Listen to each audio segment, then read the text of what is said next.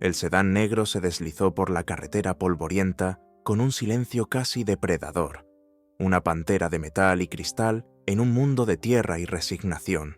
Dentro, el aire era fresco y olía a cuero caro, un contraste absoluto con el calor sofocante y el aroma a desesperanza que se filtraba desde el exterior.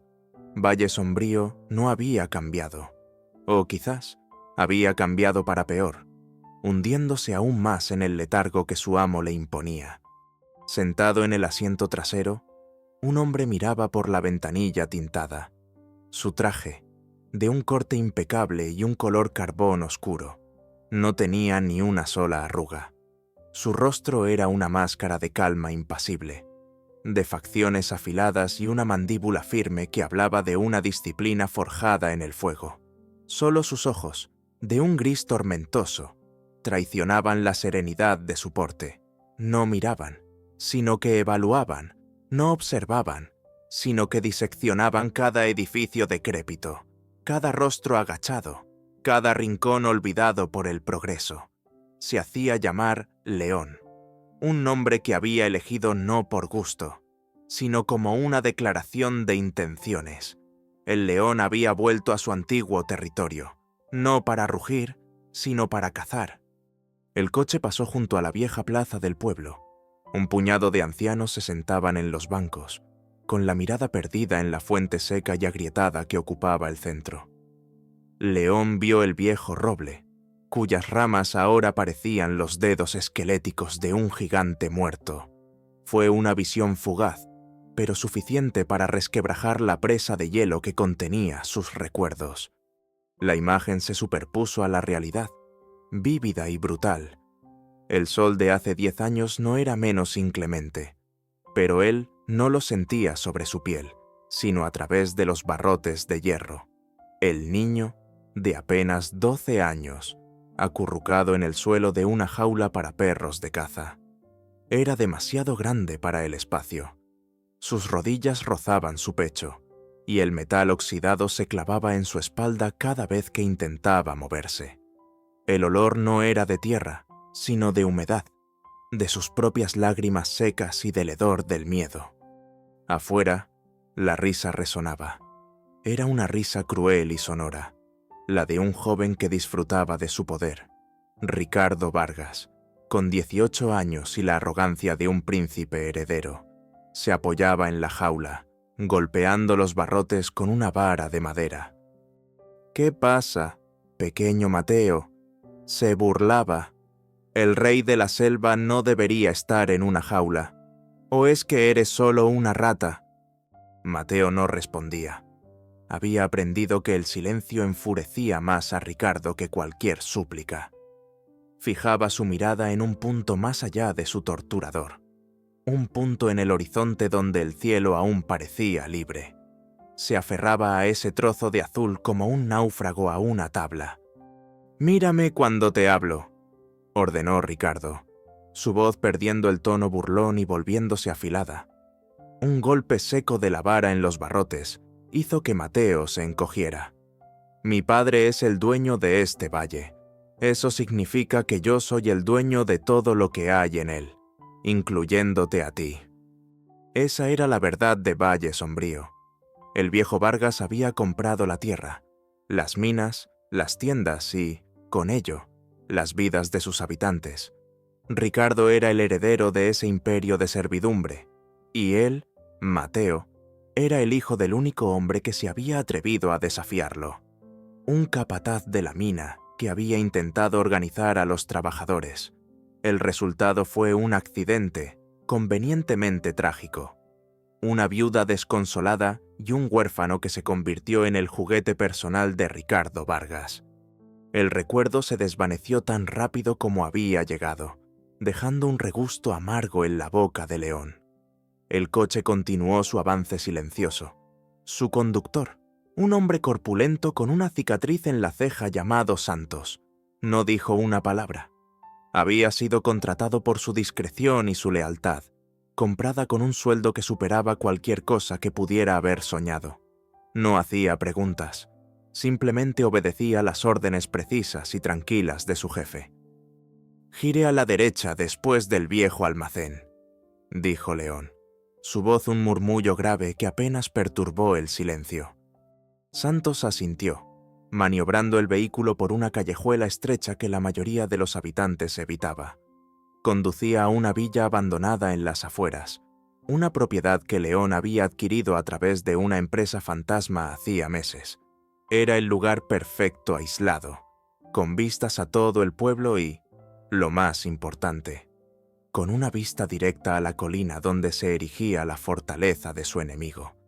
Mientras tanto, en la cima de esa colina, en una oficina tan grande como una casa modesta, Ricardo Vargas, ahora un hombre de 28 años, arrojaba un informe sobre su escritorio de caoba maciza.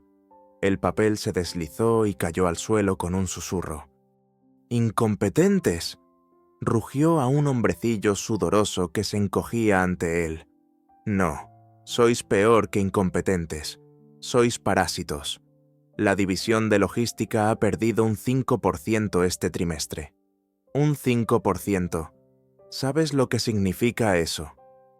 Señor Vargas, los costes de transporte han subido. ¿El sindicato? Balbuceó el gerente. El sindicato, se burló Ricardo, levantándose. Había engordado con los años. La complacencia y el poder ilimitado habían añadido una capa de grasa a su mandíbula y a su vientre, pero no habían suavizado la crueldad de sus ojos. Eran los mismos ojos que habían mirado a Mateo a través de los barrotes. Yo soy el sindicato. Yo soy los costes. Yo soy el mercado. Todo en este maldito valle me pertenece. Si los costes suben, es porque yo lo permito.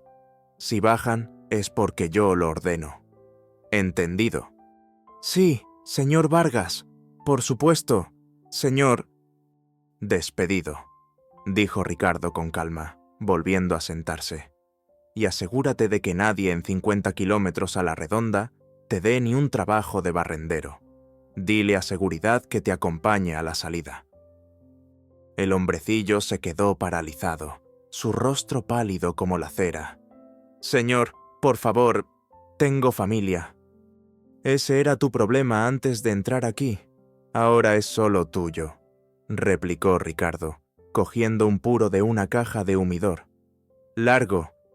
El gerente salió de la habitación, visiblemente destrozado. Ricardo ni siquiera lo vio irse. Encendió su puro, exhalando una nube de humo azulado hacia el techo. Se sentía bien. El miedo era el lubricante que hacía funcionar su imperio. La lealtad se compraba, pero el miedo era puro, incondicional. Miró por el ventanal panorámico que dominaba Valle Sombrío. El pueblo se extendía a sus pies como un mapa, un feudo personal. Se sentía como un dios, observando a sus mortales desde su Olimpo particular. No había nada ni nadie que pudiera desafiarlo. El último que lo intentó, y su estúpido hijo, habían servido como un ejemplo perfecto hacía ya una década. Un recuerdo fugaz y sin importancia. En la villa al otro lado del valle, León entró en la que sería su base de operaciones. El interior, a diferencia del exterior descuidado, era un centro de mando ultramoderno. Múltiples monitores cubrían una pared, mostrando en tiempo real los mercados de valores, flujos de datos encriptados, planos arquitectónicos de Vargas Corp y perfiles detallados de cada figura clave en el círculo de Ricardo Vargas. Santos depositó un maletín de titanio sobre una mesa de metal. León lo abrió. Dentro no había ropa ni artículos personales, sino un teclado personalizado, varios discos duros y un teléfono satelital seguro. Conectó su equipo con una eficiencia metódica. Sus dedos se movieron sobre el teclado, no con la furia de un vengador, sino con la precisión de un cirujano. En una de las pantallas apareció el rostro sonriente y arrogante de Ricardo Vargas, una foto de perfil de una revista de negocios. León la observó durante un largo minuto, su expresión indescifrable, el narrador omnisciente. Sin embargo, podía sentir la tormenta que se agitaba bajo esa superficie helada. Era una rabia que había sido destilada durante 10 años. 10 años huyendo, escondiéndose, sobreviviendo. 10 años siendo encontrado por un mentor inesperado. Un viejo financiero exiliado que vio en el niño roto una inteligencia y una voluntad de hierro. 10 años de un entrenamiento brutal. No solo en finanzas y estrategia, sino en combate, en el arte de la supervivencia y la guerra psicológica. Había convertido su dolor en disciplina, su odio en un arma fría y precisa. Abrió otro archivo. Era un mapa geológico de la región. Mostraba las antiguas minas de plata, la fuente original de la riqueza de los Vargas. La mayoría estaban agotadas y abandonadas, pero su mentor le había enseñado a ver lo que otros no veían. Había encontrado una anomalía, una veta que los viejos estudios habían pasado por alto, justo debajo de una de las propiedades clave de Vargas. Era el primer pilar que iba a derribar, no con dinamita, sino con susurros en el mercado, con rumores calculados y una presión financiera que parecería orgánica, inevitable. La noche cayó sobre Valle Sombrío. Las luces del pueblo parpadearon, humildes y escasas.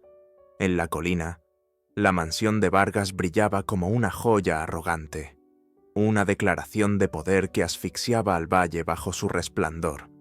León se acercó a la ventana de su villa, observando esa luz lejana. La máscara de calma seguía en su sitio, pero por un instante, un músculo en su mandíbula se tensó. El niño en la jaula había jurado venganza, pero el hombre en el que se había convertido sabía que la venganza por sí sola era un plato vacío. No había vuelto solo para destruir a Ricardo Vargas. Había vuelto para demoler su mundo, para quemar su legado hasta los cimientos y sembrar algo nuevo sobre las cenizas. El espectro de Mateo había regresado a Valle Sombrío y traía consigo el juicio. La caza había comenzado. El amanecer se filtraba por las persianas de la villa, dibujando franjas de luz pálida sobre el suelo de hormigón pulido. Para León, la noche no había sido un tiempo de descanso, sino de trabajo febril y silencioso. El resplandor de media docena de monitores iluminaba su rostro, proyectando gráficos y cascadas de números sobre su piel. El café, negro y amargo, era su único compañero en la vigilia. Había pasado 10 años preparándose para esta guerra, y ahora que había comenzado, el sueño era un lujo que no podía permitirse. Su objetivo estaba aislado en el centro de la pantalla principal Logísticas del Sol. No era la joya de la corona del Imperio Vargas, no como las divisiones de construcción o finanzas, pero era su sistema circulatorio. La empresa poseía un monopolio casi absoluto sobre el transporte de mercancías en toda la región. Minerales de las minas, productos de las granjas, materiales para la construcción. Todo pasaba por sus camiones y almacenes. Atacar Logísticas del Sol no era un golpe al corazón, sino un torniquete aplicado a una arteria vital. Era sutil, metódico y, si se hacía bien, devastador. La primera fase de su plan ya estaba en marcha, ejecutada a través de una red laberíntica de corporaciones fantasma registradas en paraísos fiscales, desde las Islas Caimán hasta Panamá. Eran entidades sin rostro, imposibles de rastrear hasta una sola persona. Durante las horas previas al amanecer, León había iniciado su ofensiva. No fue una venta masiva de acciones. Eso habría sido demasiado burdo y habría activado las alarmas. En su lugar, plantó semillas de duda. Comenzó en los rincones más oscuros de la web financiera, foros anónimos y blogs de nicho leídos solo por analistas obsesivos y especuladores. Utilizando perfiles cuidadosamente cultivados durante meses, filtró fragmentos de informes internos. Los documentos, fabricados por él mismo con una atención al detalle casi psicótica. Eran una mezcla de verdad y ficción. Hablaban de un estudio geológico reciente que revelaba inestabilidades estructurales en las viejas minas que Logísticas del Sol servía, sugerían la posibilidad de derrumbes, de interrupciones en la cadena de suministro y, lo más importante, de futuras responsabilidades legales y medioambientales que ascenderían a cientos de millones. Al mismo tiempo, sus algoritmos automatizados comenzaron una campaña coordinada de venta en corto. El mecanismo era simple: tomar prestadas acciones de Logísticas del Sol al precio actual, venderlas inmediatamente y esperar a que el precio cayera para comprarlas de nuevo más baratas y devolverlas, embolsándose la diferencia. Era una apuesta calculada sobre la ruina de la empresa. Al principio, el efecto fue casi imperceptible. Una ligera caída en la apertura del mercado, un murmullo de incertidumbre. En su mansión, Ricardo Vargas apenas le prestó atención. Estaba desayunando junto a su piscina, un festín de frutas exóticas y bollería fina, servido por un mayordomo silencioso, su jefe de finanzas, un hombre nervioso llamado Morales. Se acercó con una tableta en la mano. «Señor Vargas, disculpe la interrupción», comenzó Morales, su voz teñida de aprensión. «Hay algo de volatilidad en las acciones de Logísticas del Sol esta mañana. Han bajado 1,5 puntos». Ricardo ni siquiera levantó la vista de su periódico. «Jitters del mercado, Morales. Siempre hay algún idiota con manos débiles que vende al primer estornudo. Es el ciclo natural de los negocios. Los leones se comen a las gacelas asustadas». «Pero, señor, hay algunos rumores online sobre la estabilidad de las minas, informes geológicos». Ricardo finalmente lo miró, y su expresión era de puro aburrimiento. «¿Informes? ¿De quién? ¿De algún bloguero en pijama, Morales? Llevamos operando esas minas 50 años. Son tan sólidas como mi cuenta bancaria. Hazme un favor, aprovecha el pánico. Lanza una orden de compra. Adquiriremos esas acciones a bajo precio y cuando el mercado recupere el sentido común, la próxima semana, habremos aumentado nuestra participación. Ahora, déjame terminar mi café en paz». Morales asintió, aunque una arruga de preocupación permanecía en su frente. «Sí, señor Vargas». Se retiró, dejando al tirano en su paraíso de ignorancia. Para Ricardo, un ataque directo era impensable. Su poder en Valle Sombrío era absoluto, una ley de la naturaleza. La idea de que alguien, en algún lugar, estuviera conspirando activamente contra él era tan ajena como la idea de que el sol no saliera por la mañana. De vuelta en la villa, León observaba la orden de compra de Vargas Corp aparecer en su monitor. Una sonrisa casi imperceptible, fría como el hielo, se dibujó en sus labios. Era exactamente lo que había previsto.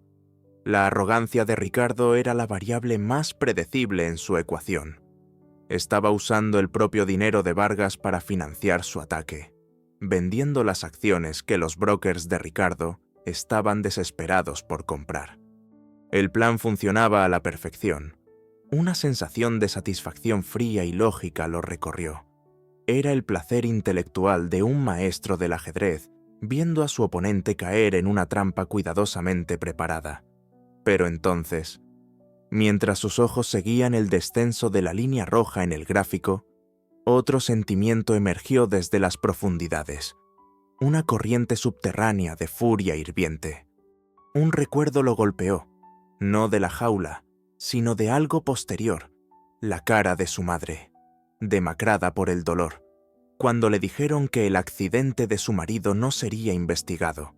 El modo en que el jefe de policía, un hombre gordo y servil a los Vargas, la había mirado con una mezcla de lástima y desprecio. Recordó los rostros de sus vecinos, sus miradas bajas, demasiado asustados para ofrecer consuelo por miedo a atraer la ira del patrón. Miró sus propias manos, ahora descansando sobre el teclado. Eran manos fuertes, seguras, capaces de teclear comandos que movían millones de dólares a través del globo en segundos, pero las recordaba pequeñas y cubiertas de tierra, agarrando inútilmente los barrotes de la jaula. La venganza que estaba ejecutando era limpia, digital, casi abstracta. Se sentía a un mundo de distancia de la humillación física, del hedor del miedo, del frío del hierro contra su piel. ¿Era esto suficiente? La pregunta resonó en el silencio de la habitación. Luchó por reprimir la oleada de rabia. La emoción era un veneno para la estrategia. El odio debía ser un combustible, no un incendio forestal. Tenía que mantenerse frío, tenía que seguir el plan.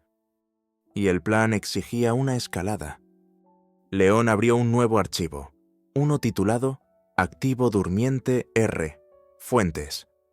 Rocío Fuentes era una joven periodista financiera de un diario digital de segundo nivel. Era ambiciosa, inteligente y estaba frustrada por la falta de oportunidades para destacar.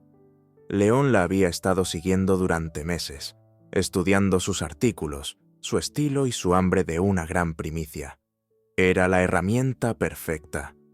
De forma anónima, a través de un servicio de correo electrónico encriptado, le envió un paquete de información. Contenía los informes geológicos falsos, pero esta vez estaban respaldados por hojas de cálculo que parecían detallar las pólizas de seguro de logísticas del Sol. Estos documentos, también una obra maestra de la falsificación, sugerían que la empresa estaba masivamente infraasegurada contra los riesgos que él había inventado. La narrativa era irresistible, una corporación gigante que ponía en riesgo el medio ambiente y la seguridad de los trabajadores para ahorrar en primas de seguros. A 300 kilómetros de distancia, en una redacción ruidosa, Rocío Fuentes abrió el correo. Sus ojos se abrieron de par en par. Esto era la historia que podría lanzar su carrera. Pasó las siguientes horas en una febril verificación de datos. Por supuesto, no pudo verificar la fuente, pero los documentos parecían legítimos. Las cifras cuadraban. La historia era demasiado buena para dejarla pasar por un exceso de cautela. Sin consultar a su editor, escribió el artículo. A primera hora de la tarde, la historia fue publicada. El gigante logístico de Vargas Corp, una bomba de relojería medioambiental, la exposición de pólizas de seguro insuficientes, desata el pánico. El efecto fue inmediato y brutal. Lo que había sido un desliz lento se convirtió en una caída en picado. Los rumores de un foro anónimo eran una cosa. Un artículo de investigación en un medio publicado era otra muy distinta. Los grandes fondos de inversión, los bancos y los accionistas institucionales que antes ignoraban la volatilidad, ahora se apresuraron a vender. El teléfono en la oficina de Ricardo Vargas comenzó a sonar sin parar. Él estaba en medio de una reunión sobre un nuevo proyecto inmobiliario de lujo, cuando Morales irrumpió, esta vez sin llamar, con el rostro pálido y sudoroso. «Señor, tiene que ver esto», exclamó, poniendo la tableta frente a Ricardo. Ricardo leyó el titular, luego el primer párrafo. Su rostro pasó del desconcierto a la furia en segundos. «¿Qué demonios es esta basura? ¿Quién es esta zorra? Fuentes, demándala. Demanda a su periódico, hasta que no les quede ni para pagar la tinta». «Lo haremos, señor, pero el daño ya está hecho», dijo Morales. Su voz temblaba. «Las acciones han caído un 15% en la última hora. Los acreedores están llamando. Quieren garantías adicionales sobre nuestros préstamos. El Banco Atlántico está considerando reevaluar nuestra línea de crédito». La realidad finalmente golpeó a Ricardo con la fuerza de un martillo. Esto no eran jitters. Esto no era un pánico aleatorio. Los informes geológicos, el artículo, la venta coordinada, era demasiado preciso, demasiado bien ejecutado. Era un ataque. Alguien, en algún lugar, lo había atacado. «Vende», gruñó Ricardo, su voz baja y peligrosa. «Vende lo que sea necesario de otras carteras para apuntalar logísticas y encuentra a quien está detrás de esto. No me importa cómo ni cuánto cueste. Quiero un nombre. Quiero una cabeza». La calma y el control se habían evaporado, reemplazados por la furia cruda de un rey cuya fortaleza había sido violada. Aún no sabía quién era su enemigo, pero por primera vez en una década. Ricardo Vargas sentía una punzada de algo que casi había olvidado la incertidumbre. En su villa, León cerró tranquilamente el monitor que mostraba la caída de las acciones de logísticas del Sol. La primera grieta había aparecido en la fachada del imperio. No era grande, pero era profunda, y sabía que la presión, una vez aplicada, solo necesitaba aumentar. Se levantó y se acercó a la ventana, observando la mansión en la colina. El sol de la tarde proyectaba largas sombras sobre el valle. La bestia había sido herida. Ahora, esperaría a que saliera de su guarida, sangrando y furiosa, y él estaría listo. La calma en Vargas Corp se había hecho añicos. Durante la semana que siguió al ataque sobre logísticas del Sol, una atmósfera de paranoia y miedo se había instalado en los pasillos de caoba y cristal. Ricardo Vargas había logrado estabilizar la sangría financiera, pero a un coste exorbitante, desviando capital de proyectos rentables y vendiendo activos a precios por debajo de su valor. El imperio había resistido el golpe, pero ahora cojeaba visiblemente. En su oficina, Ricardo ya no era el monarca aburrido y complaciente. Se había convertido en un depredador enjaulado, recorriendo la habitación de un lado a otro mientras su jefe de seguridad, un exmilitar de rostro granítico llamado Cortez, presentaba su informe. «No hay nada, señor», dijo Cortez. Su voz era un gruñido bajo. «Hemos seguido el dinero. Es un laberinto. Cada transacción rebota entre 5 o 6 corporaciones fantasma en jurisdicciones que no cooperan. Se necesitarían años de litigios internacionales solo para obtener una lista de nombres. Y apuesto a que serían falsos. Es un fantasma». «No me pagues para que me digas que hay fantasmas, Cortez», espetó Ricardo, golpeando su escritorio con el puño. «Págame para que los exorcicemos. Y la periodista, esa tal Fuentes. La hemos presionado. Está aterrorizada, pero jura que no sabe nada. La fuente era anónima, un correo encriptado que se autodestruyó. Nuestros técnicos dicen que la dirección IP rebotó a través de servidores en media docena de países. Es un callejón sin salida». Ricardo se detuvo frente al ventanal, su mandíbula apretada. Su método habitual de operar la intimidación, el soborno. La violencia velada era inútil. ¿Cómo se amenaza a una sombra? ¿Cómo se compra a un algoritmo? Por primera vez, se enfrentaba a un enemigo que no jugaba según sus reglas, que no entendía, y eso lo aterrorizaba más que cualquier pérdida financiera. «Sigue buscando», ordenó. «Ponle vigilancia a Fuentes. Revisa cada llamada, cada correo. Interroga a cada empleado despedido en los últimos 5 años. Alguien tiene que saber algo. Este ataque fue demasiado personal». Mientras Vargas perseguía espectros, León preparaba su siguiente movimiento. Sabía que un segundo ataque puramente financiero sería esperado. Necesitaba cambiar de frente. Golpear a Vargas donde se sentía más seguro en su propio feudo, atacando su reputación y sus conexiones políticas locales, las mismas que le garantizaban la impunidad. Su investigación durante los años de exilio había desenterrado numerosos esqueletos en el armario de la familia Vargas. Eligió uno en particular, un caso de vertido ilegal de residuos tóxicos de una de sus antiguas minas, ocurrido 15 años atrás. El vertido había contaminado el río Aliseda, causando enfermedades en el ganado y, según se rumoreaba, en varios niños del pueblo. El escándalo fue enterrado rápidamente gracias a la influencia de Vargas padre. Pero las víctimas y los testigos aún vivían, y León sabía exactamente a quién buscar primero. Javier Romero vivía en una pequeña casa abarrotada de libros y periódicos viejos en el extremo más pobre de Valle Sombrío.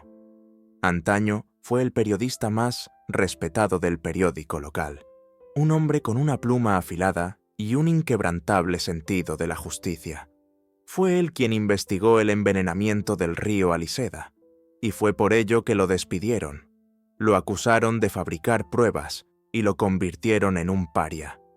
Ahora, con 70 años, sobrevivía escribiendo artículos insulsos para publicaciones agrícolas y bebiendo más de la cuenta. Santos, el conductor de León, fue el primer contacto. Se presentó en la puerta de Romero una tarde, un gigante silencioso que le entregó un sobre sin remitente. Dentro había un teléfono desechable y un mensaje escrito a máquina. Usted y yo tenemos un enemigo en común. Si todavía le interesa la verdad sobre el río Aliseda, esté en el viejo puente al anochecer. Venga solo. El miedo luchó con la curiosidad en el corazón de Romero. Durante años había intentado olvidar, ahogar su fracaso en alcohol, pero la injusticia era una brasa que nunca se había apagado del todo. Al anochecer, con el corazón martilleándole en el pecho, se dirigió al puente. León lo esperaba en la penumbra, una silueta oscura contra el cielo morado. No llevaba su traje de negocios, sino ropa sencilla y oscura que lo ayudaba a mezclarse con las sombras. «Señor Romero», dijo León, su voz tranquila pero resonante. «Gracias por venir». «¿Quién es usted?», preguntó Romero, entrecerrando los ojos. «¿Y qué quiere de mí?». «Llamémoslo un inversor preocupado», respondió León, esquivando la pregunta. «Las recientes inestabilidades en Vargas Corp han afectado mis intereses. He estado investigando a Ricardo Vargas, y mi investigación me ha llevado a usted y a una historia que nunca pudo terminar de contar». Romero soltó una risa amarga. «El río Aliseda, eso es historia antigua. Es la palabra de un periodista borracho y desacreditado contra el hombre más poderoso de la región. Sé cómo termina esa historia. Ya la viví». «Las circunstancias han cambiado», dijo León, dando un paso adelante. La intensidad en sus ojos era palpable incluso en la oscuridad. «Vargas está débil, está sangrando. Ahora es vulnerable a la verdad. Usted tiene las notas, los contactos, los testimonios que nunca salieron a la luz. Yo tengo los recursos para asegurar que esta vez su voz sea escuchada y para protegerlo mientras habla». León le tendió un disco duro externo. «Aquí dentro hay información financiera sobre pagos inexplicables del padre de Vargas al antiguo jefe de policía y al inspector de sanidad justo después de que su historia fuera silenciada. También hay una cuenta bancaria a su nombre, con fondos suficientes para que no tenga que preocuparse por nada durante el resto de su vida. Todo lo que pido a cambio es su ayuda. Ayúdeme a darle al pueblo la verdad que se le negó». Javier Romero miró el disco duro. Luego al rostro sombrío y decidido del extraño, vio una oportunidad, no solo de venganza, sino de redención. La oportunidad de limpiar su nombre y de que la verdad, su verdad, finalmente saliera a la luz. Tras un largo silencio, asintió lentamente. «Está bien», susurró, su voz ronca por la emoción y el desuso. «Le ayudaré». El siguiente eslabón en la cadena de León era la familia Ortiz. Eran agricultores cuya tierra colindaba con una de las plantas de procesamiento de Vargas. Hace 5 años, Vargas decidió que necesitaba esa tierra para expandirse. Les ofreció una suma ridícula. Cuando se negaron, una serie de accidentes, un incendio en su granero, la misteriosa muerte de su ganado, los obligaron a vender por una fracción de su valor. León se acercó a ellos de una manera diferente, no con misterio, sino con empatía. Envió a Santos con un paquete de alimentos y medicinas y una nota pidiendo una reunión con el patriarca. El señor Ortiz se encontraron en una capilla abandonada en las colinas, un lugar neutral donde nadie pensaría en buscarlos. El señor Ortiz era un hombre orgulloso, con la espalda encorvada no por la edad, sino por el peso de la derrota. Escuchó con desconfianza mientras León le hablaba. «Sé lo que Ricardo Vargas les hizo», dijo León. su voz suave. Sé que los amenazó y que les robó la tierra que perteneció a su familia durante generaciones, y sé que todavía guardan la escritura original, la prueba de que esa tierra es suya. Ortiz lo miró con ojos cansados. ¿Y qué? Otro hombre rico que viene a hurgar en nuestras heridas. Déjenos en paz. No he venido a hurgar, replicó León, su calma inquebrantable. He venido a ofrecerles justicia, no solo dinero, la oportunidad de enfrentarse a Vargas en público y contar su historia, la oportunidad de que todo el valle sepa que es un ladrón y un matón. León se inclinó hacia adelante. Mi familia también lo perdió todo por culpa de los Vargas. Sé lo que se siente al ser impotente, pero ya no somos impotentes. Por primera vez, una chispa de interés brilló en los ojos de Ortiz. La mención de la propia pérdida de León creó un puente entre ellos. Vio no solo a un poderoso extraño, sino a un compañero de sufrimiento, su esposa, que había permanecido en silencio. Puso una mano en el brazo de su marido. «Escúchalo, viejo», dijo en voz baja. «¿Qué más podemos perder?» Mientras León tejía su red de alianzas en las sombras, la paranoia de Ricardo Vargas se convertía en una enfermedad. Empezó a ver traidores en todas partes. En una tensa reunión de la Junta, acusó públicamente a Morales, su leal jefe de finanzas, de filtrar información basándose en la endeble evidencia de que Morales había aconsejado vender en lugar de comprar durante la crisis inicial. Despidió al hombre en el acto, humillándolo frente a sus colegas. El mensaje fue claro: la lealtad no significaba nada. Solo la obediencia ciega importaba, y ni siquiera eso era una garantía de seguridad. El círculo íntimo de Vargas comenzó a agrietarse, no por ataques externos, sino por la propia desconfianza corrosiva de su líder. El capítulo culminó una semana después, en la misma capilla abandonada. La luz de la luna se filtraba a través de un vitral roto, iluminando las motas de polvo que bailaban en el aire. León estaba de pie junto al altar de piedra. Frente a él, Javier Romero y el señor Ortiz. Sobre el altar, extendieron su arsenal. Romero colocó sus cuadernos amarillentos, llenos de notas, entrevistas y fechas. Ortiz, con manos temblorosas, desenrolló la vieja escritura de su tierra, el pergamino frágil pero elocuente. Junto a ellos, León añadió el disco duro con los registros bancarios que había obtenido.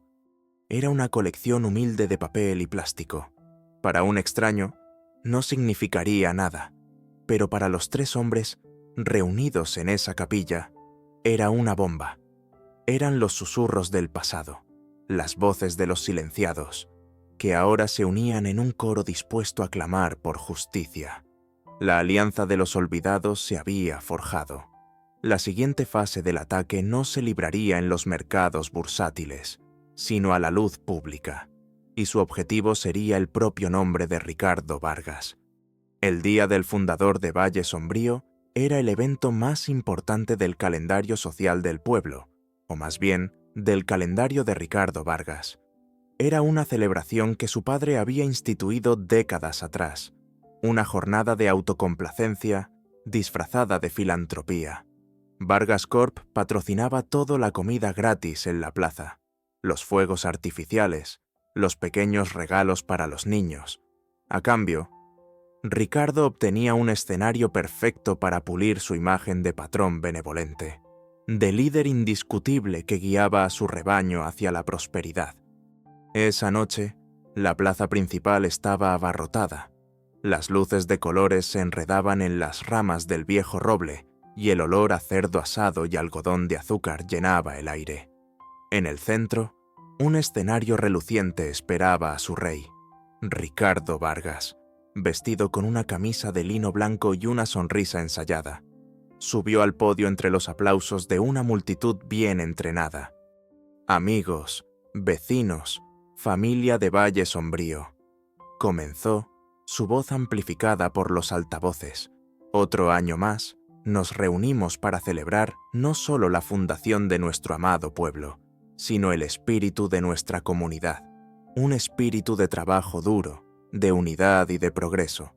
Cuando miro a mi alrededor, no veo solo una empresa y sus empleados, veo una gran familia, y yo estoy orgulloso de ser su guardián. León observaba la escena no desde la multitud, sino desde la pantalla de alta definición en su villa.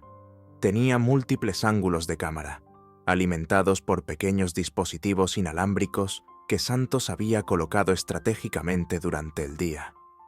Junto a él, Javier Romero contenía la respiración, con el dedo sobre el botón de enviar de un correo electrónico dirigido al editor de la sección nacional de un importante periódico. En la plaza, la familia Ortiz estaba sentada en un banco, en silencio, sus rostros una mezcla de miedo y determinación. La periodista Rocío Fuentes, alertada por un soplo anónimo, se abría paso entre la gente, con su teléfono listo para grabar. El tablero de ajedrez estaba dispuesto. Algunos dicen que los tiempos son difíciles, continuó Vargas, adoptando un tono solemne. Dicen que hay incertidumbre. Yo les digo que el futuro de Valle Sombrío nunca ha sido más brillante. Con nuevos proyectos en el horizonte, con la fuerza de Vargas Corp respaldándolos, garantizo que la prosperidad seguirá fluyendo en este valle como un río caudaloso. En ese preciso instante, en su villa, León asintió a Romero. Ahora, Romero pulsó la tecla, a cientos de kilómetros de distancia. Un editor dio la orden final, y en todo Valle Sombrío, los teléfonos móviles en los bolsillos de la multitud comenzaron a vibrar y a sonar con notificaciones de noticias. El artículo de Javier Romero, publicado bajo el prestigioso estandarte del Diario Nacional, era una bomba. Detallaba con precisión el caso de la familia Ortiz, incluyendo facsímiles de la escritura de propiedad y del irrisorio contrato de venta. Continuaba desenterrando el escándalo del río Aliseda, citando informes veterinarios de la época y entrevistas anónimas con antiguos trabajadores.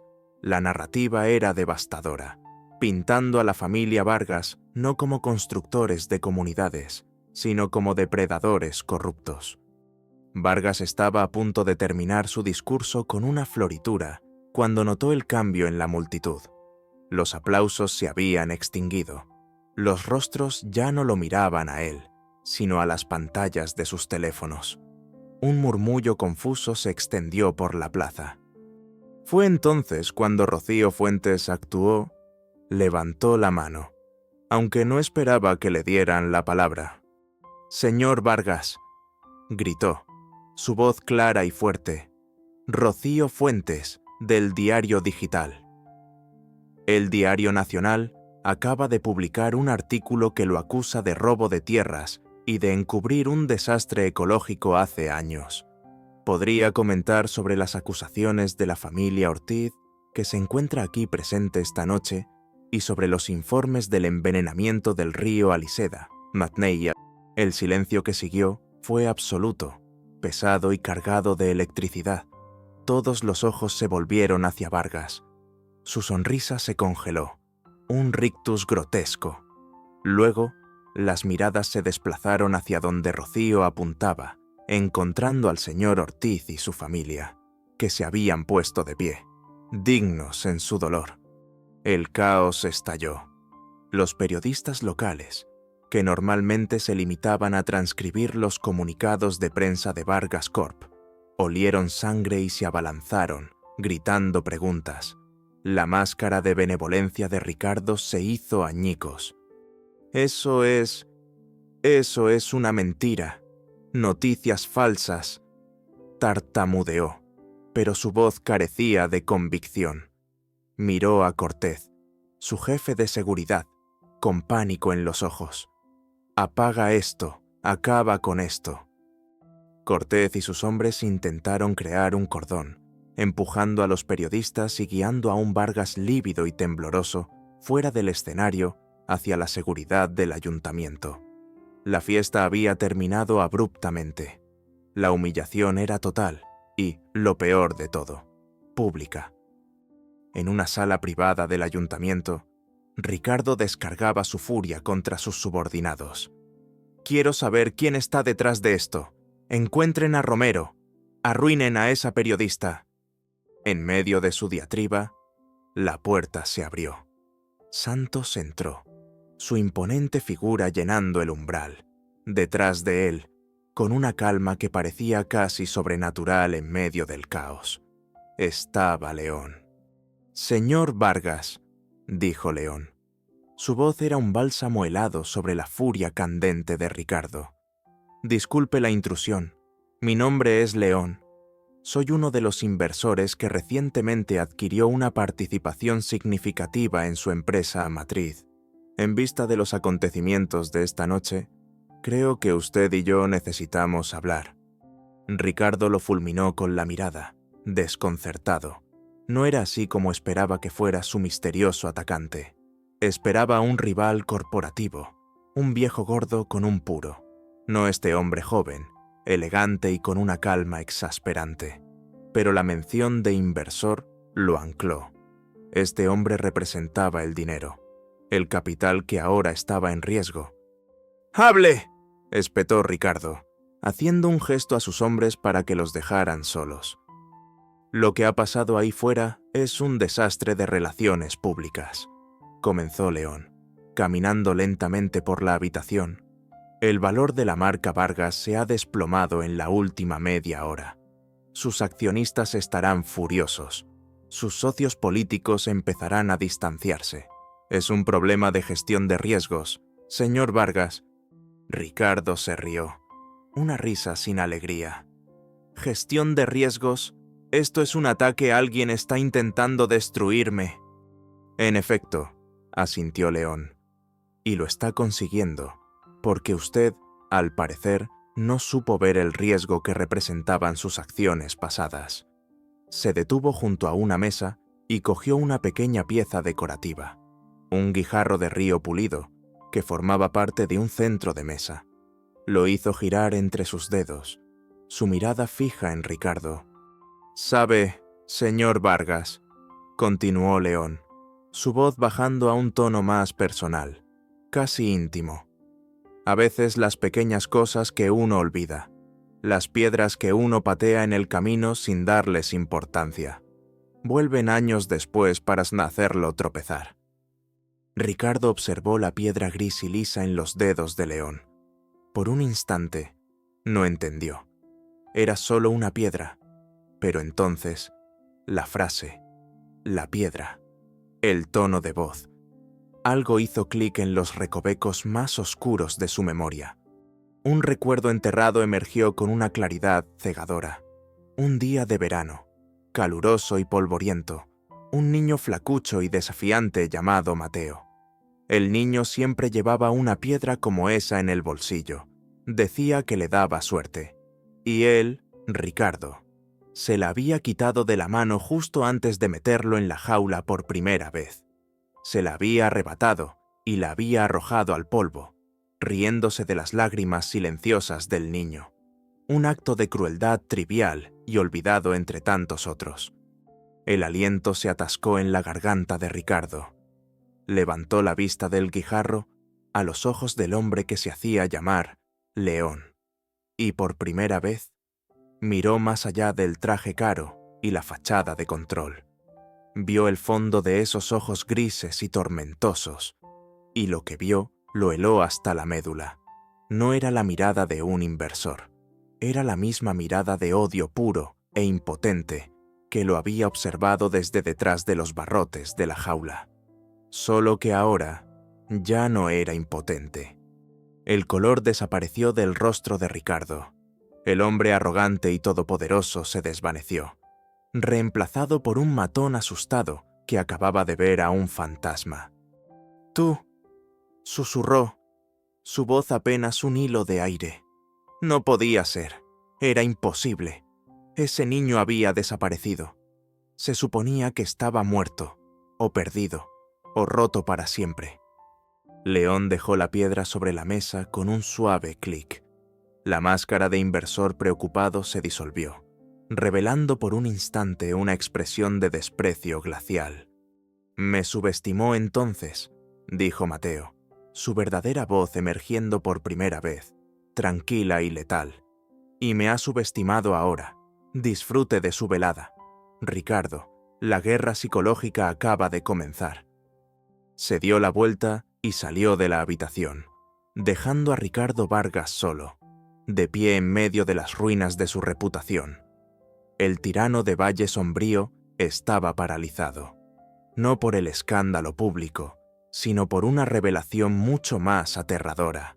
Su enemigo tenía un nombre, su fantasma tenía un rostro, y el niño al que había torturado y desechado había vuelto, convertido en un monstruo de paciencia y precisión, para reclamar su deuda.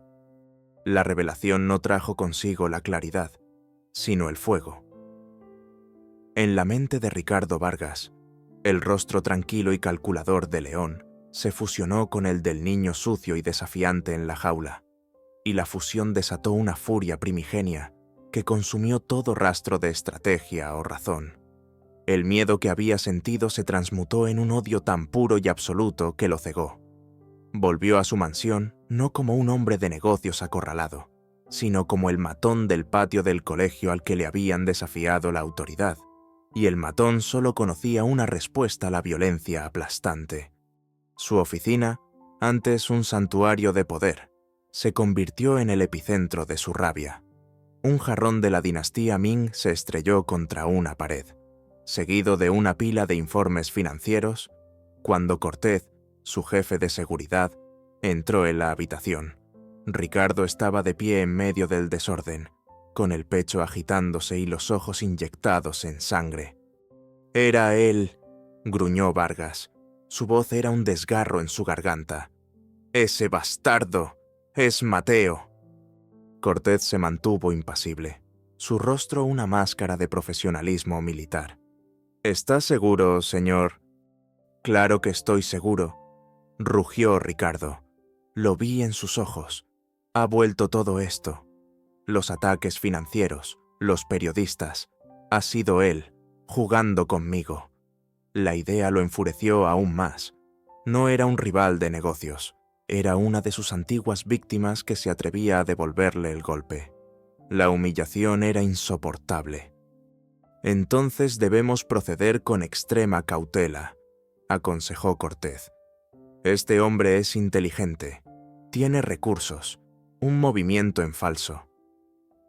«No», lo interrumpió Ricardo, acercándose hasta que sus rostros casi se tocaron.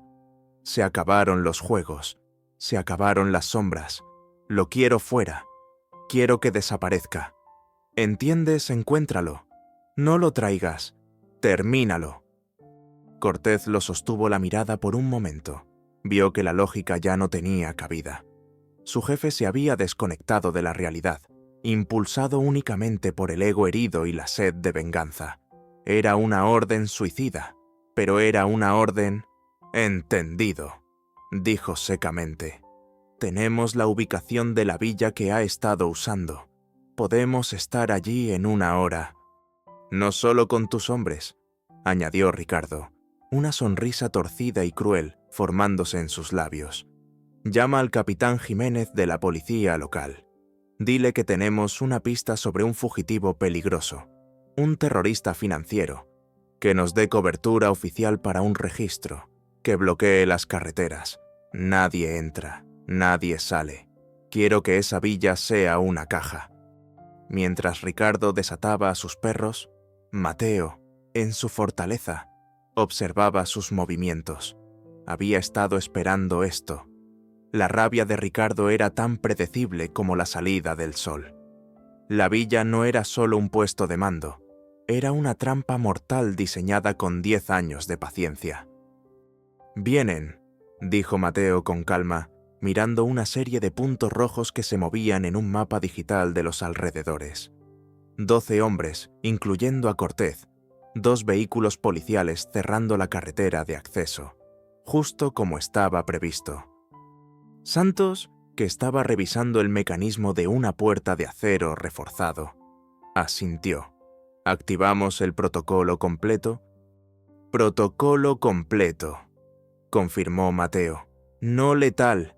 El objetivo no es matarlos, es exponerlos. Quiero que el mundo vea al verdadero Ricardo Vargas en acción. Asegúrate de que todas las cámaras estén transmitiendo a los servidores espejo. La villa se transformó. Persianas de titanio descendieron silenciosamente sobre las ventanas. Un campo electromagnético de baja frecuencia se activó, diseñado para interferir con las comunicaciones de radio no encriptadas. El sistema de ventilación se silenció, preparado para liberar gas somnífero en zonas específicas. Mateo se puso un auricular y comprobó la conexión con Santos. No había pánico en sus movimientos, solo la eficiencia fría de alguien que ha ensayado un escenario 1000 veces en su mente. La noche era oscura y sin luna cuando los vehículos de Cortez llegaron a la entrada de la villa.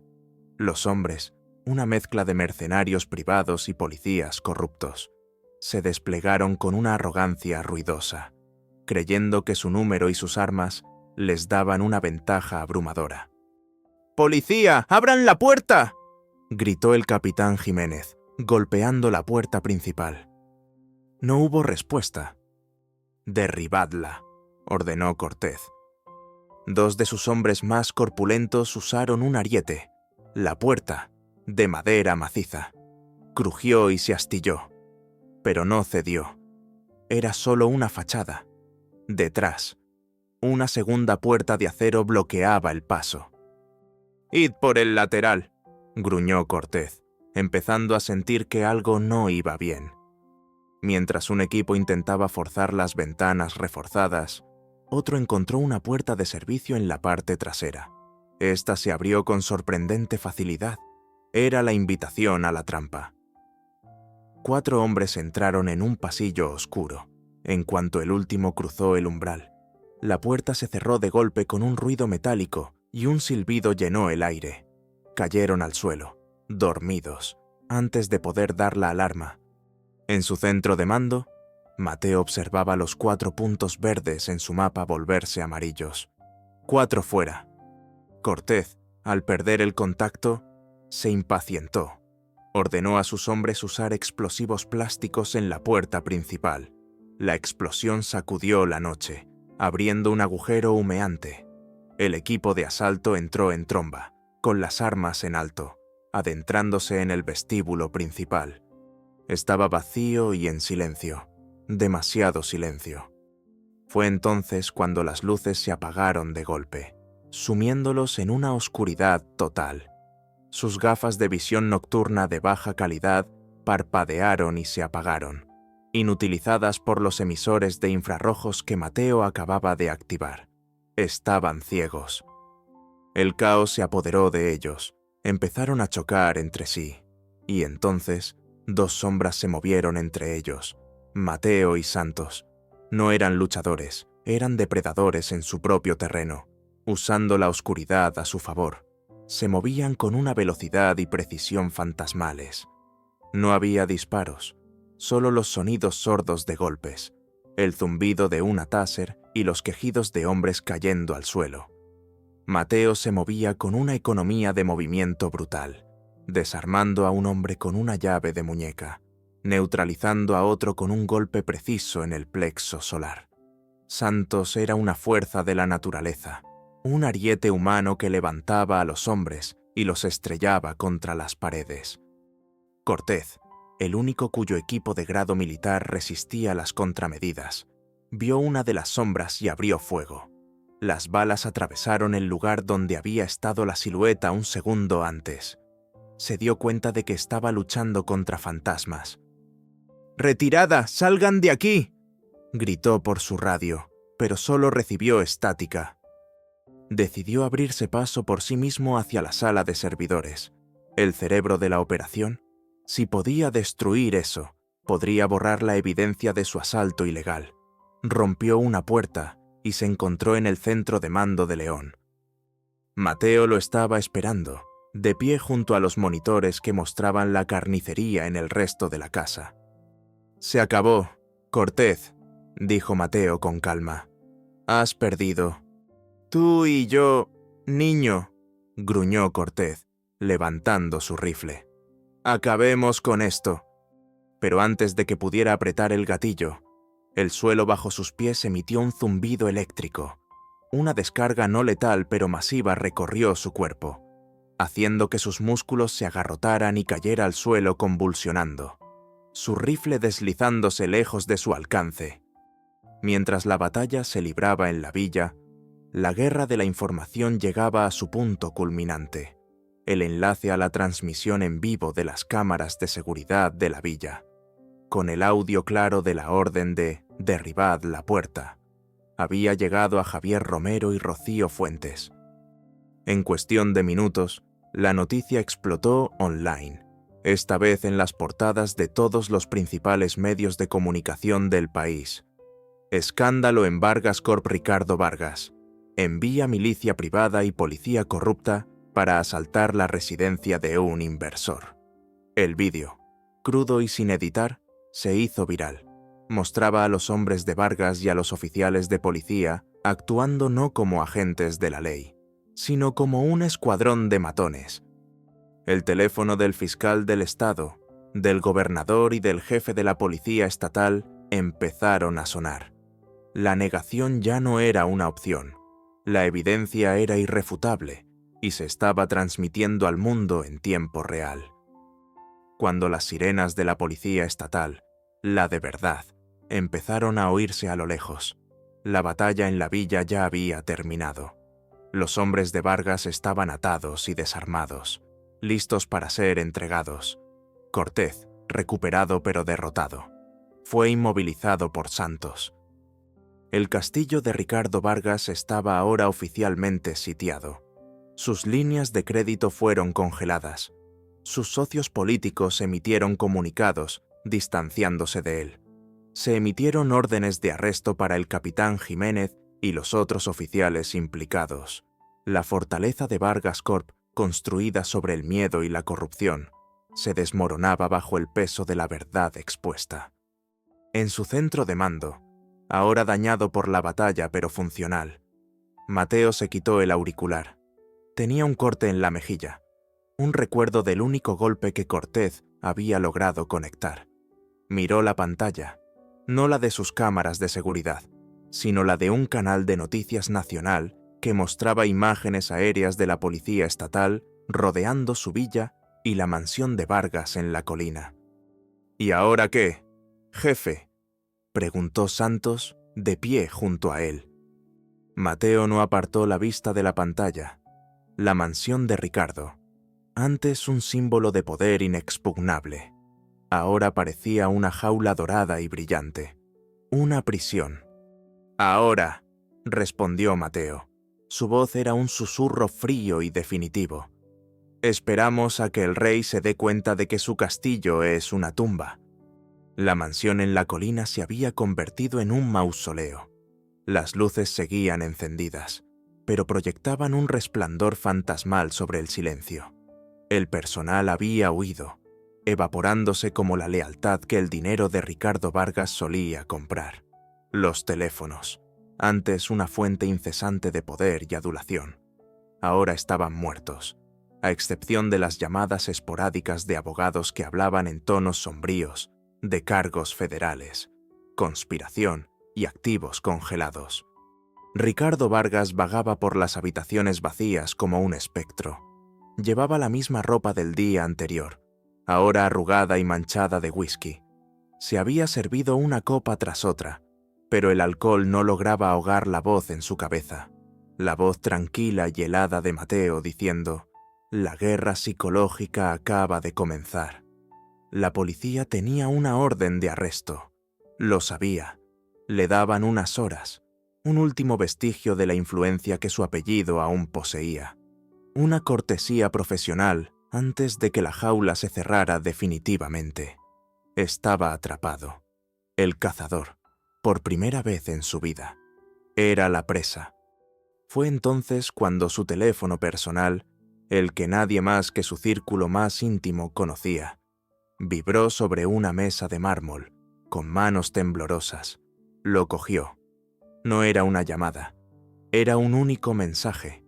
No había texto, solo una imagen. Era una fotografía tomada al anochecer. Mostraba un claro en un bosque, un pedazo de tierra estéril donde la hierba se negaba a crecer. Ricardo reconoció el lugar al instante. Era el terreno detrás de la vieja casa de campo de su padre. El lugar donde, hacía 10 años, le gustaba llevar sus juguetes. El lugar donde había estado la jaula de hierro. Debajo de la foto, una sola línea de texto apareció. Terminemos donde todo empezó, solo nosotros dos. Una oleada de rabia hirviente y adrenalina pura barrió la niebla de alcohol. El bastardo se atrevía a citarlo, a él después de arruinarlo, de humillarlo.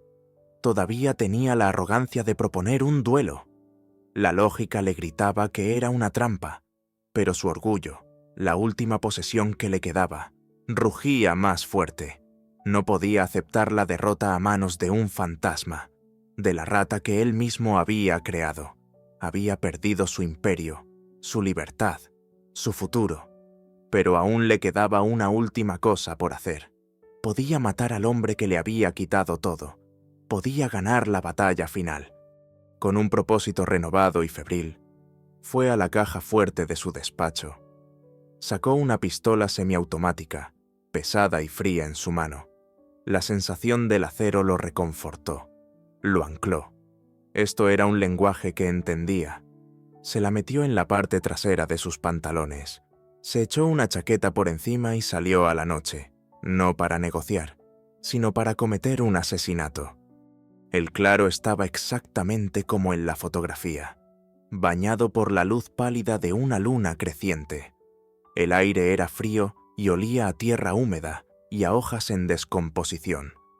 En el centro exacto del parche de tierra estéril, como un monumento a un crimen olvidado, estaba Mateo.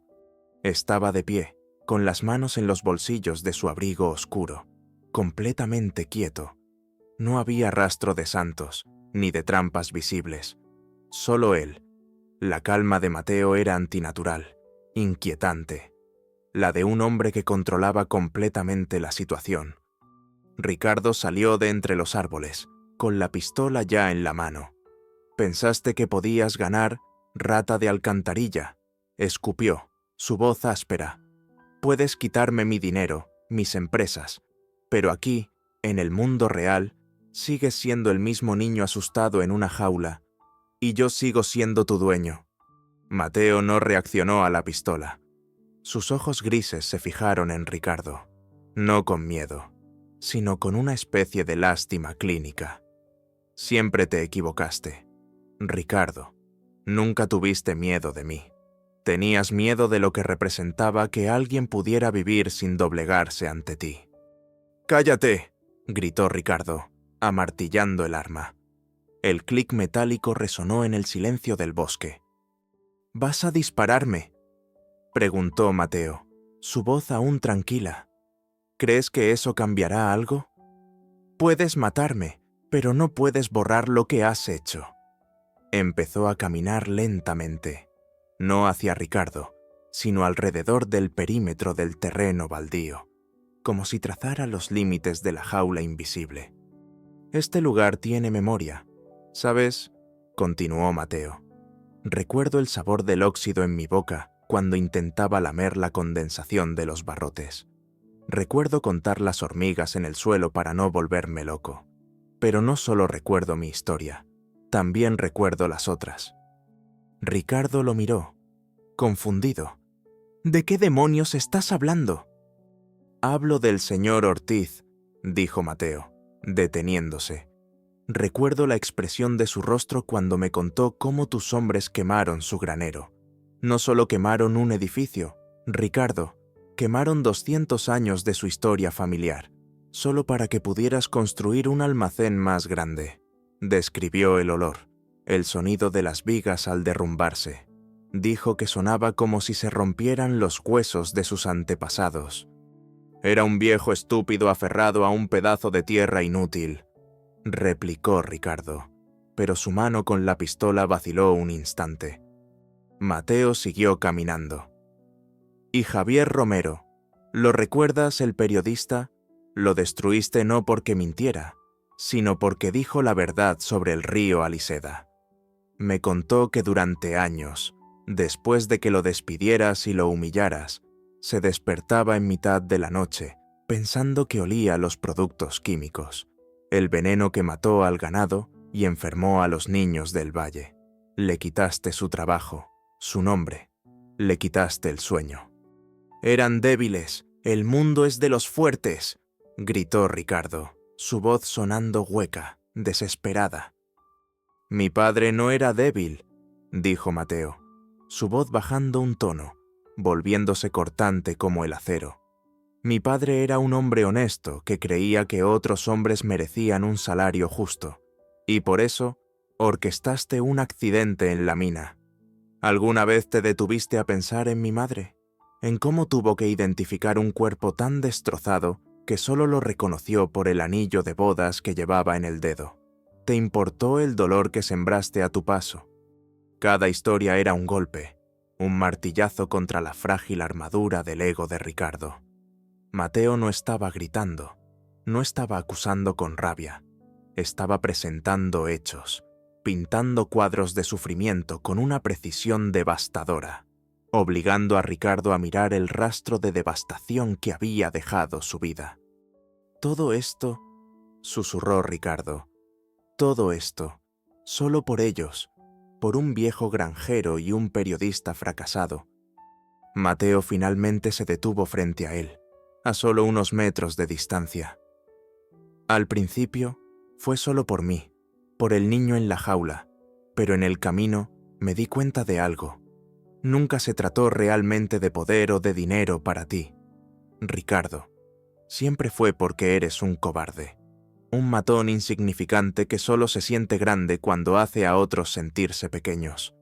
Necesitas nuestro miedo para sentirte fuerte». Esa fue la frase que lo rompió. La verdad, desnuda y brutal. Lo golpeó con más fuerza que cualquier bala. La cobardía era el secreto más oscuro y profundo de su alma, la razón de su crueldad, de su necesidad de dominar. Toda su vida había sido una huida de ese sentimiento, de ese niño asustado que era en su interior. Levantó la pistola, el rostro contraído en una mueca de agonía y rabia. «Te mataré», siseó. Pero su voluntad se había hecho añicos. Sus manos temblaban violentamente. El hombre que se enfrentaba a él ya no era el niño al que podía aterrorizar. Era un espejo que reflejaba el monstruo que era. Apretó el gatillo. El disparo resonó en la noche, ensordecedor, pero la bala se hundió inofensivamente en la tierra, a varios metros a la izquierda de Mateo. El retroceso fue demasiado para su agarre tembloroso, y la pistola se le cayó de las manos, aterrizando con un ruido sordo en el polvo. Ricardo se derrumbó de rodillas, el último vestigio de su fuerza abandonándolo.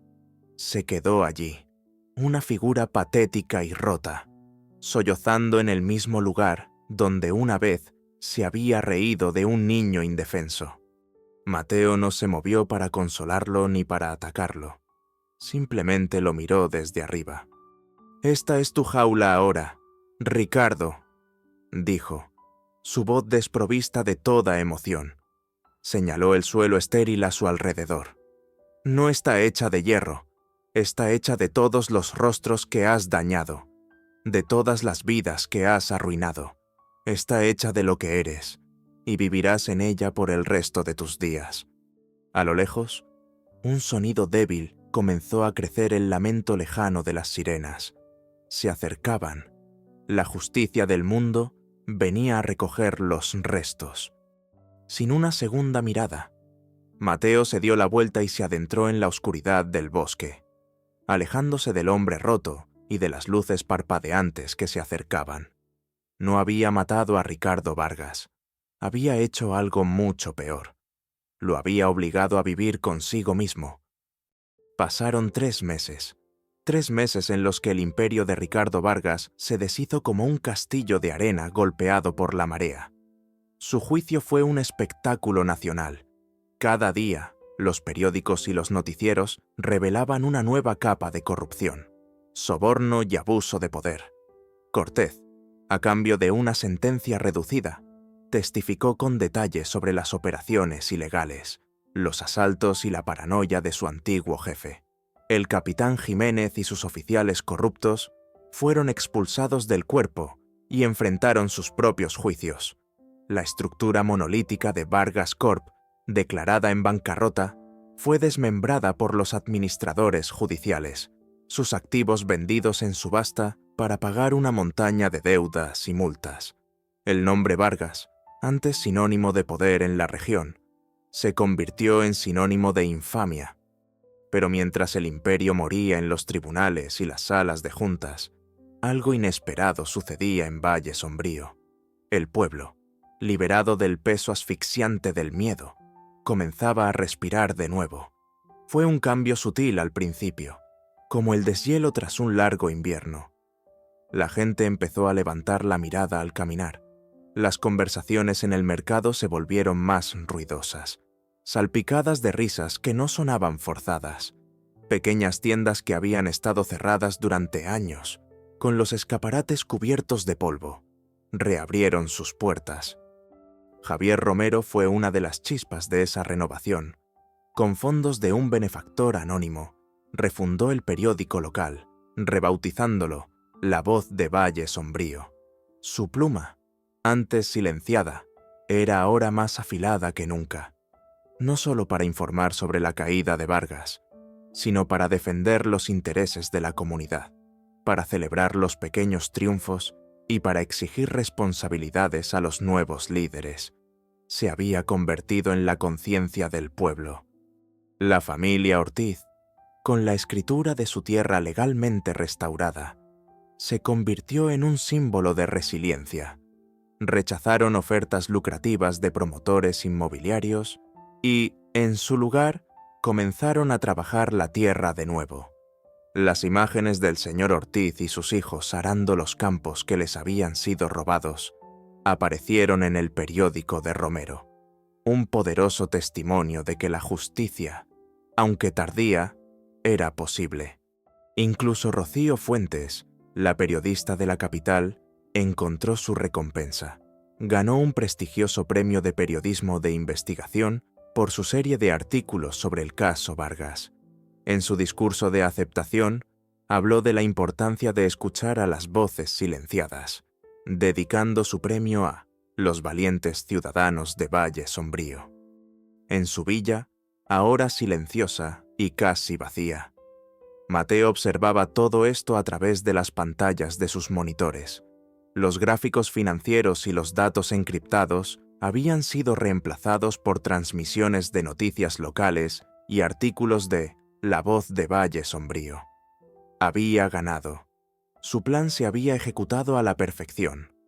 Ricardo Vargas estaba en una celda, esperando una sentencia que seguramente lo mantendría encerrado por el resto de su vida, atrapado en la jaula de sus propios recuerdos. La venganza se había cumplido. Y sin embargo, Mateo sentía un vacío. La rabia, el odio, el deseo de venganza habían sido el combustible que lo había mantenido en marcha durante una década. Habían sido su propósito, su armadura, su identidad. Ahora que el fuego se había extinguido, se sentía a la deriva en un mar de calma desconocida. El guerrero había ganado la guerra, pero no sabía qué hacer en tiempos de paz. «Hemos liquidado los últimos activos adquiridos de Vargas Corp», dijo Santos, entrando en la habitación. Su lealtad se había mantenido firme, pero ahora había una pregunta en sus ojos. «¿A dónde vamos ahora, jefe? Singapur, Zúrich». Mateo miró por la ventana. El sol brillaba sobre el valle, y por primera vez no lo veía como un campo de batalla, sino simplemente como un lugar lleno de gente normal que intentaba vivir sus vidas. ¿Qué sentido tuvo todo esto? Santos, preguntó en voz baja. Destruir a un hombre para luego marcharnos y dejar que otro monstruo Ocupe su lugar. Santos no respondió. Sabía que la pregunta no era para él. Al día siguiente, por primera vez, Mateo salió de la villa durante el día, no como el poderoso y enigmático león, sino como un hombre anónimo. Vestía ropa sencilla, unos vaqueros y una camisa, y caminaba por las calles de Valle Sombrío, el pueblo de su infancia. Su primer destino fue el cementerio. Las lápidas de sus padres estaban limpias, cuidadas por algún vecino compasivo. Se arrodilló frente a ellas, la primera vez que lo hacía como un hombre libre y no como un fugitivo o un vengador. No hubo lágrimas, solo un profundo y silencioso diálogo. Les pidió perdón, no por buscar justicia, sino por dejar que la venganza consumiera su vida durante tanto tiempo. Les prometió que, a partir de ese día, viviría una vida de la que pudieran estar orgullosos, una vida de construcción, no de destrucción. Paseó por la plaza, vio a los niños jugar alrededor de la fuente, que ahora, gracias a una iniciativa comunitaria liderada por Romero, volvía a tener agua. Vio a la gente sonreírle, una sonrisa simple y educada para un extraño, pero que para él significaba el mundo. Era una sonrisa libre de miedo. Vio esperanza en los ladrillos nuevos de una fachada, en la pintura fresca de una tienda, en las conversaciones animadas que salían de las cafeterías. Comprendió entonces que su misión no había terminado con la caída de Ricardo Vargas. Destruir era la parte fácil, la verdadera victoria, el verdadero honor a la memoria de sus padres y de todas las víctimas. Residía en lo que se construyera sobre las cenizas. Esa tarde, organizó una última reunión, no en la villa, sino en la nueva y modesta oficina de La Voz de Valle Sombrío. Javier Romero y el señor Ortiz estaban allí. Lo miraban con una mezcla de gratitud y curiosidad. Para ellos, seguía siendo el señor León, su misterioso aliado. «Señores», comenzó Mateo, «la batalla ha terminado, pero el futuro de Valle Sombrío apenas comienza. El colapso de Vargas Corp ha dejado un vacío económico, pero también una oportunidad única». Puso un maletín sobre la mesa y lo abrió. Dentro no había dinero, sino una pila de documentos legales. «He liquidado todos los activos que adquirí durante mi campaña contra Vargas», explicó, «y he usado esos fondos para establecer una fundación, la Fundación Renacer de Valle Sombrío». Les entregó los documentos. «La fundación será propietaria de varias de las antiguas empresas de Vargas, pero se gestionarán de forma diferente, como cooperativas cuyos beneficios se reinvertirán en la comunidad. La fundación también proveerá préstamos a bajo interés para nuevos emprendedores, becas para que los jóvenes del pueblo puedan estudiar en la universidad, y financiará la mejora de las infraestructuras, de las escuelas, del centro de salud». Romero y Ortiz lo miraron, atónitos. «¿Y quién dirigirá esta fundación?», preguntó Romero. «Un consejo de ciudadanos», respondió Mateo. «Y me gustaría que ustedes dos fueran los primeros miembros. Ustedes representan la integridad y la resiliencia de este valle. Ustedes se asegurarán de que el poder nunca más se concentre en unas pocas manos». El señor Ortiz, un hombre de pocas palabras, tenía los ojos húmedos. «Señor, no sabemos cómo agradecerle. Ha devuelto a este pueblo su alma». Mateo sonrió, una sonrisa genuina y cálida por primera vez. «Ustedes nunca la perdieron, solo estaba enterrada». Se levantó para marcharse. «Espere», dijo Romero. «Nunca le hemos preguntado, ¿por qué hizo todo esto por nosotros?» Mateo se detuvo en la puerta. Los miró a los dos, a los hombres que se habían convertido en sus inesperados aliados, en su conexión con el pueblo que había dejado atrás. Consideró marcharse con su secreto intacto, pero se dio cuenta de que la curación, tanto para el pueblo como para él mismo, requería la verdad. «Mi nombre no es León», dijo suavemente. Mi nombre es Mateo, y este también es mi hogar. La revelación quedó suspendida en el aire, seguida de un profundo silencio, y luego de una comprensión que trascendía las palabras.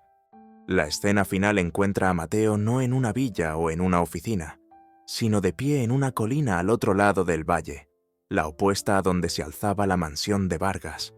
El sol se ponía, tiñendo el cielo de tonos anaranjados y púrpuras. Abajo, las luces de valle sombrío comenzaban a encenderse, parpadeando como un millar de pequeñas estrellas de esperanza. Ya no veía el pueblo como un lugar de trauma o un objetivo de venganza. Lo veía como una promesa, un lienzo en blanco. El fuego de su odio se había extinguido, y en su lugar sentía una calma profunda y duradera. No era la calma vacía del final de una misión, sino la paz plena de un nuevo comienzo. El guerrero había encontrado finalmente su descanso, no en la muerte ni en el exilio, sino en la decisión de quedarse, de construir, de sanar y de vivir.